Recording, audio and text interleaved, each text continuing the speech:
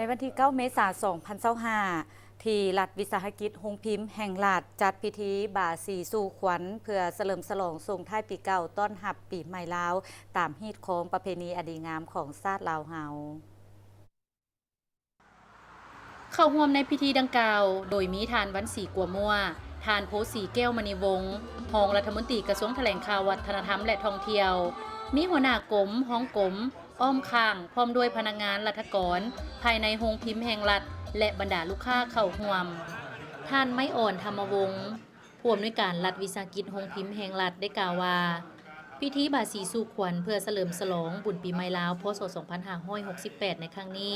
เพื่อปกปักรักษาวัฒนธรรมฮิตของประเพณีอันดีงามของชาติลาวเฮาให้คงอยู่ตลอดไปทั้งเป็นการอวยพรให้บรรดาลูกค้าทั้งภาครัฐและเอกชนที่ได้เข้ามาใช้บริการอยู่โรงพิมพ์แห่งรัฐตลอดฮอดพนักงานรัฐกรภายในโรงพิมพ์แห่งรัฐที่ได้มีความเห่าหันตื่นตัวมีความสามัคคีเป็นเอกภาพจะตั้งนำพาและใกล้สิติดแทศเข้าในเวียกงานตัวจริงเฮ็ดให้การปฏิบัติแผนเวียกในแต่ละมื้อแต่ละอาทิตย์แต่ละหน้าเวียกสำเร็จตามกำหนดเวลา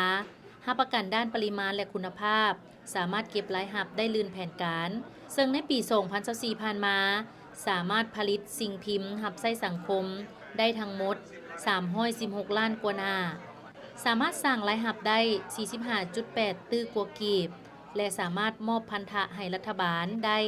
3.8 ตื้อกว่ากีบในขณะที่3เดือนต้นปี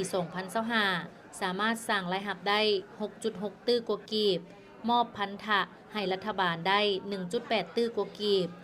คาดว่าหมดปี2025นี้จะสู่สนผลิตสิ่งพิมพ์ให้ได้309ล้านกว่าหน้า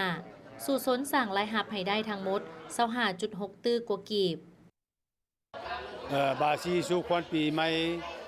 ลาวตามหีบตามคลองหีบ12คลอง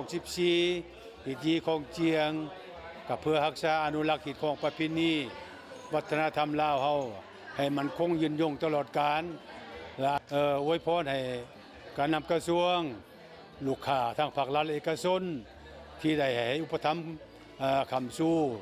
ได้เอาสิ่งพิมพ์มาให้พวกเราได้รับใช้บริการปีนี้ก็ถือว่าล่วงหลายเฮ็ดให้รายรับเท่านี้ก็ถือว่าลื่นแผนการขอบใจต่อลูกค้าที่ได้ให้เอาใจใช้มาสนับสนุนโรงพิมพ์ของรัฐเฮามาตรฐานเฮ็ดนี่ถึงแล้วเพราะอันนี้เป็นโรงพิมพ์ของรัฐเฮาแม่นของพวกเราทุกคนพวกเราก็แม่นปฏิบัติตามหน้าที่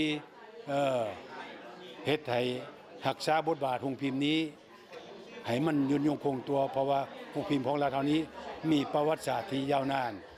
เนื่องในโอกาสปีใหม่ลาวที่จะมาถึงนี้ผู้อำนวยการรัฐวิสาหกิจโรงพิมพ์แห่งรัฐได้ฝากคำอวยพรไซอันประเสริฐ